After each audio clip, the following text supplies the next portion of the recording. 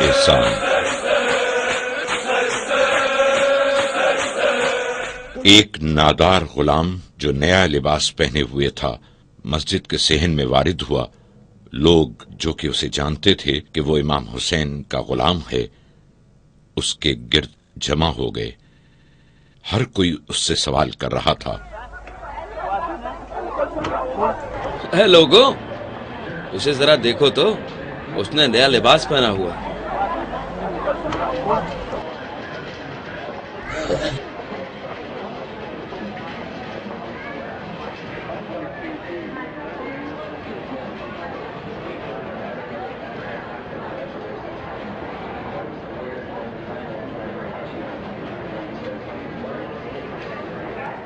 بھائی کیا ہوا؟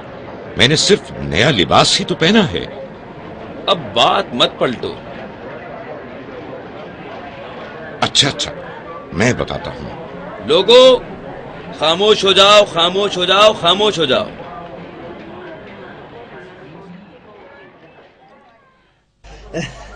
اچھا تو سنو، جیسا کہ آپ لوگ جانتے ہیں کہ میں حسین ابن علی کا غلام ہوں اور ان کے باغ میں باغبانیوں نگہبانی کیا کرتا تھا۔ چند روز پہلے ظہر کے وقت میں بہت تھک چکا ہوں، بھوک بھی لگ رہی ہے۔ چلو روٹی اور کھجور کھا کر کچھ دیر اس درخت کے سائے میں آرام کر لوں۔ واہ واہ، کتنی گرم روٹی اور کتنی تازہ کھجوریں۔ مدت ہوئی کہ ایسی مرغوب غذا نہیں کھائی ہے۔ چلو جاؤ، کیا چاہیے؟ یہ بیچارہ کتنا بھوکا ہوگا۔ ہاں، تمہیں تازہ روٹی کی خوشبو ادھر کھینچ لائی ہے۔ ہاں، بہتر ہے کہ اس پر رحم کروں، یہ بھی تو خدا کی مخلوق ہے۔ لو، یہ میرے کھانے میں سے روٹی لے لو۔ آؤ کھاؤ۔ دیکھو تو یہ جانور کتنے مزے سے کھا رہا ہے، لگتا ہے کہ کئی دن کا بھوکا ہے۔ بہتر ہے کہ اب میں بھی اپنا کھانا کھا لوں۔ ارے یہ درختوں کے درمیان کون ہے؟ میرے خدا، یہ تو میرے مولا حسین ابن علی ہیں جو میری ہی طرف آ رہے ہیں۔ میرا خیال ہے کہ کافی دیر سے مجھے دیکھ رہے ہیں۔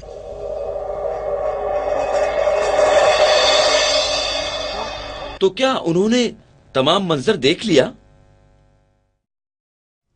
ہاں، میں ان کی طرف دوڑا اور کہا، اے میرے مولا، اے امیر المومنین، میں نے آپ کو نہیں دیکھا، مجھے معاف کر دیجئے۔ مولا علیہ السلام نے کیا فرمایا؟ صافی، تم مجھے معاف کرو کہ میں اچانک اور بغیر اطلاع کے تمہاری تنہائی میں مخل ہوا اور تمہیں پریشان کیا۔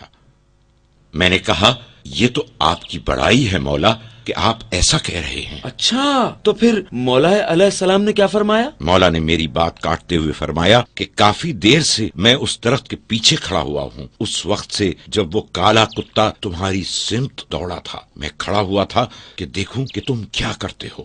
میں نے کہا، ہاں میرے مولا، میں کھانا کھانے جا رہا تھا کہ یہ کتا دوڑتا ہوا میری سمت آیا اور مجھے دیکھنے لگا۔ اس کی نگاہیں بہت کچھ کہہ رہی تھیں۔ اس کی بے زبانی سے مجھے شرم و حیا آئی۔ مولا، یہ کتا آپ کے باغ کی نگہبانی کرتا ہے اور میں بھی آپ کا بندہ اور غلام ہوں۔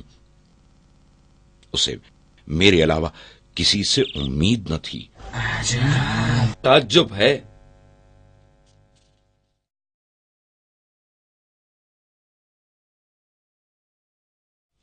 مولا نے فرمایا، میں بھی سوائے خدا اور پاک دلوں کے جو ہمدردی اور دوسروں کی فریاد رسی کو خود میں محسوس کرتے ہیں، اس کے علاوہ کسی اور سے امید نہیں رکھتا اور نہ ہی کسی اور چیز کا متلاشی ہوں۔ تمہیں اس گداز دل اور ان لطیف احساسات کے ساتھ کسی کا غلام نہیں ہونا چاہیے، لہٰذا میں نے تمہیں آزاد کیا۔ جہاں دل چاہے چلے جاؤ، آج ہی شہر آ جاؤ تاکہ وہ 2000 دینار جو مجھے ملے ہیں تمہیں دے دوں، تاکہ تم کسی کام میں سرمایہ لگا سکو۔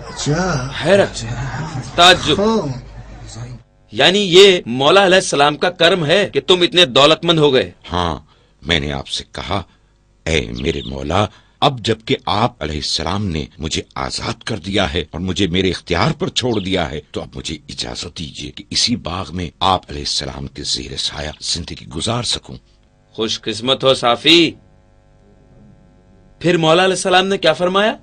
مولا علیہ السلام نے نہایت دل نشین آواز میں مجھ سے فرمایا، اچھا ٹھیک ہے، یہیں رہ جاؤ، یہ باغ بھی تمہارا ہوا، اس کو تمہاری پاک دلی کی وجہ سے تمہیں بخشا، مجھے اس کی ضرورت نہیں، تم یہاں رہو اور اپنے لیے جس طرح چاہو زندگی گزارو۔ تعجب ہے، تعجب۔ اچھا تو یہ قصہ ہے۔